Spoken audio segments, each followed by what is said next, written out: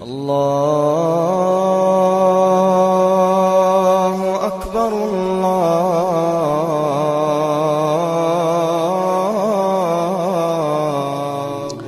تو فمن شہد منکم الشہر فلیصم، جس کو رمضان ملے وہ روزہ رکھے۔ تو روزہ تو انشاءاللہ رکھیں گے، لیکن میں تھوڑی سی ایک گزارش کروں گا کہ جسم کی صحت کے لیے اپنی غذا پہ کنٹرول کریں۔ شاید کوئی یہ نہ بتائے، میں رمضان کے آداب میں یہ بات بتا رہا ہوں، سحری اتنی دبا کے نہ کھائیں کہ عصر تک اسی کے ڈکار آتے رہیں، کھٹے ڈکار آتے رہیں، اور افطاری اتنی دبا کے نہ کریں کہ پھر تراویح کے وقت پڑھاؤ کہ ہن میں کیویں پڑھاؤں، اٹھیا ہی نہیں جاندہ، مجھ بن کے ڈٹھا پہ ہوندا ہے۔ تو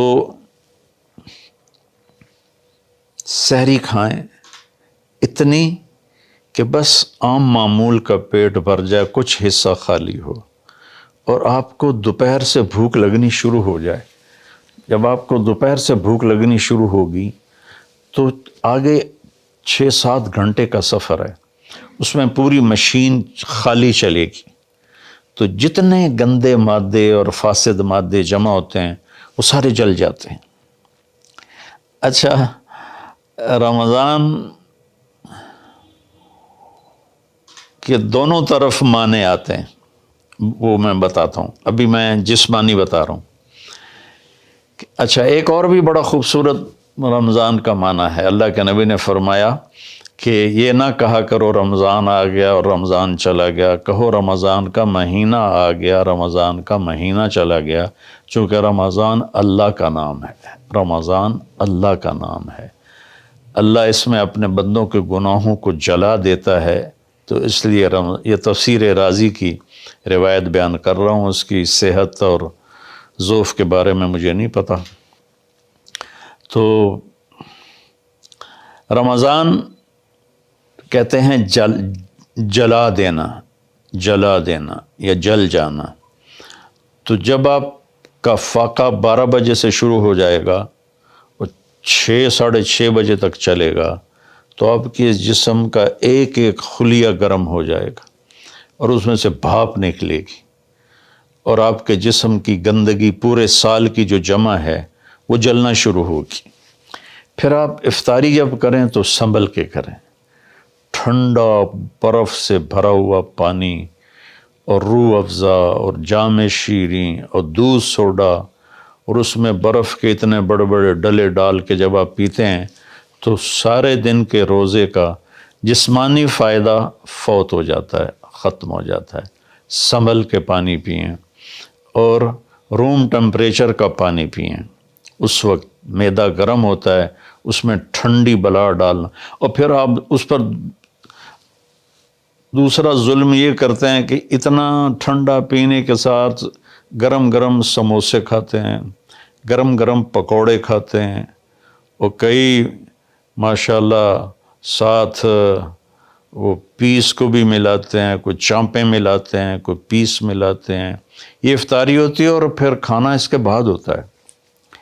تو سادہ پانی سے روزہ افطار کریں، اور مغرب کی نماز کے بعد ہلکا پھلکا کھانا لیں، اور پھر تراویح کا انتظار کریں، تراویح پڑھیں، اور اس کے بعد جس کا ذوق ہے ٹھنڈا پانی پینے کا وہ ٹھنڈا پی لے، گرم کا ذوق ہے گرم پی لے، لیکن برائے مہربانی کئی چیزوں کا، اب میں ایک آپ کو مثال دیتا ہوں۔ یہ ہماری گاڑیاں ہیں معمولی سی، تو ہم اس میں دیکھتے ہیں کہ اچھا پیٹرول کہاں ملتا ہے۔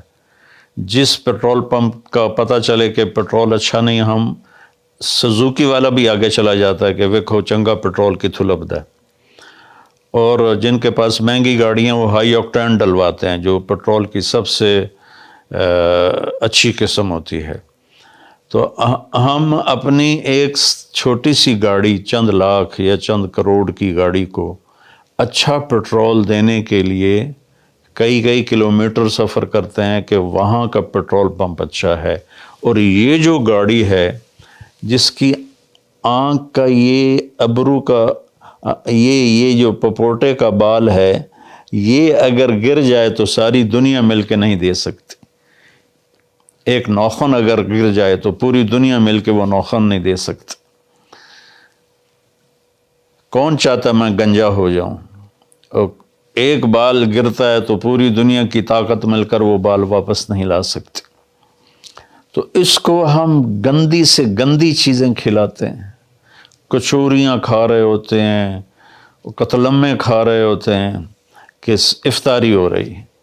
تو اللہ کے واسطے ٹویوٹا گاڑی میں صاف پیٹرول ڈلواتے ہو اور اس خوبصورت گاڑی میں گند بھر دیتے ہو، سموسے اور پکوڑے اور دودھ سوڈا اور جام شیریں اور روح افزا اور 7 اپ اور ٹھنڈے پانی، سکنجبین، اور اس کے اوپر پھر مرغے کے پیس اور چانپوں کے پیس، اور ابھی کھانا بعد میں کھانا ہوتا ہے۔ تو مہربانی کریں، اپنے جسم کی صفائی کریں، اعتدال سے کھائیں، افطاری بھی اتنی کھائیں کہ آپ کی بھوک باقی ہو، تو آپ آرام سے تراویحیں پڑھ لیں گے۔ تو تراویح پڑھیں، پھر اس کے بعد آپ آرام کریں، جلدی سے سو جائیں۔ اور بعض نوجوان ساری رات جاگتے ہیں، ٹھیک ہے، کوئی بات نہیں، جاگیں، کوئی نفل بھی پڑھ لیا کریں، کچھ اپنی گپ شپ بھی کر لیا کریں، اور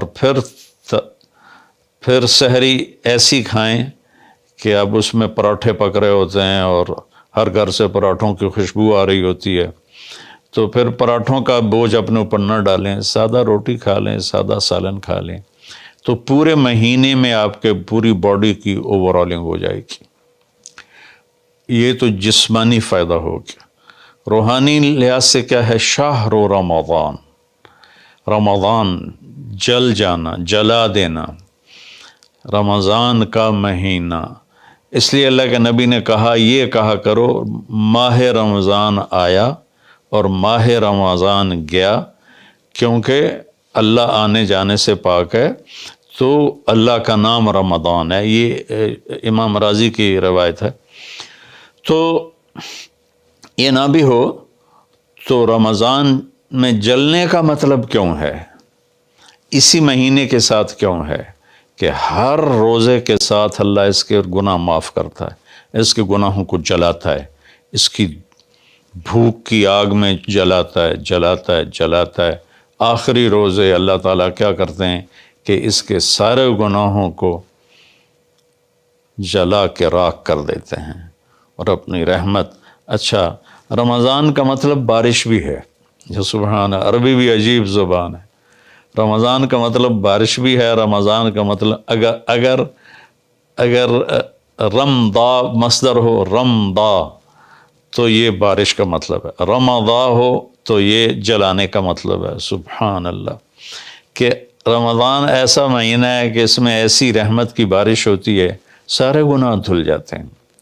رمضان ایسا مہینہ ہے کہ اس میں ایسی اللہ کی رحمت متوجہ ہوتی ہے کہ سارے گناہ جل کے راکھ ہو جاتے ہیں، ہوا میں اڑا دیے جاتے ہیں راکھ کی طرح۔ تو یہ تب ہوگا جب ہمارا پورا جسم روزہ رکھے، ہماری آنکھیں روزہ رکھیں، ہمارے کان روزہ رکھیں، ہماری زبان روزہ رکھے، ہمارے ہاتھ روزہ رکھیں، ہمارے پاؤں، ہمارا دل، دماغ روزہ رکھے، تو پھر یہ روزہ، یہ رمضان بنے گا اور ہمارے گناہوں کو جلا دے گا یا دھو دے گا۔ اور اس میں خاص طور پر اللہ کے نبی نے فرمایا کہ شراب پینے والا توبہ کر لے، چونکہ شرابی کی بخشش نہیں ہوتی رمضان میں۔ ایک ہوتا ہے دلیر ہو کے پینا، کوئی نہیں، کچھ نہیں ہوندا، اللہ بڑا غفور و رحیم ہے، یہ تو سارے پکڑے جائیں گے۔ ایک آدمی میرے پاس آیا، وہ کہنے لگا، جی مجھے شراب کی عادت ہے، چھٹتی نہیں، کئی دفعہ چھوڑی ہے، پھر نہیں چھوٹتی، اور پھر جو وہ دھاڑیں مار کے رویا، اتنا رویا کہ میں بھی غمگین ہو گیا اس کے رونے کو دیکھ کر۔ اس کا معاملہ اور ہے، تو اس پر اللہ کی رحمت نازل ہو جائے گی، چونکہ جو توبہ کرتا رہتا ہے پھر اس سے ٹوٹ جاتی ہے، وہ دن میں 70 دفعہ بھی توڑے گا اور توبہ کرے گا تو اللہ کے ساتھ دوستی باقی رہے گی۔ تو ایک شرابی ہے تو اللہ کے واسطے چھوڑ دے۔ ماں باپ کو دکھ، عق الوالدین، ماں باپ کی نافرمانی نہیں فرمایا، ماں باپ کو پرزے کر دینا، نافرمانی تھوڑی بہت ہر بچے سے ہو جاتی ہے، لیکن ایسی نافرمانی کہ ماں باپ کا دل ٹکڑے ٹکڑے ہو جائے، اس کو کہتے ہیں عقوق الوالدین، عاق لوالدیہ، جو ماں باپ کے دل کو ٹکڑے ٹکڑے کر دے اس کی بھی بخشش نہیں ہوتی۔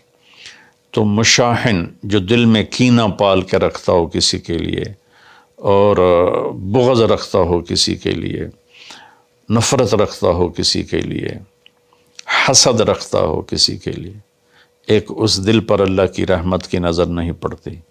اور ایک قاطع الرحم، جو رشتہ داروں سے لڑتا ہو، رشتہ داروں سے ماتھا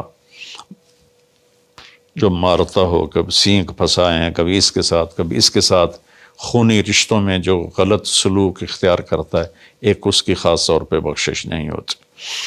تو باقی اللہ کا دریائے رحمت ہے، جو بھی توبہ کرے گا، مشرک بھی توبہ کرے گا معاف، سود خور توبہ کرے گا معاف، چور توبہ کرے، ڈاکو توبہ کرے، زانی توبہ کرے، قاتل توبہ کرے، شرابی توبہ کرے، ماں باپ کا نافرمان توبہ کرے، اور رشتہ داروں سے لڑنے والا توبہ کرے، نفرت رکھنے والا توبہ کرے، اور سود پہ کام کرنے والا توبہ کرے، سود کھانے والا توبہ کرے، سب معاف ہو جائے گا، سب معاف ہو جائے گا۔ اور اللہ سے مانگیں کہ اللہ تعالیٰ اس میں ہماری جسمانی صحت بھی بحال کر دے اور روحانی صحت بھی بحال کر دے، اور ہمارے گناہوں کو معاف کر دے۔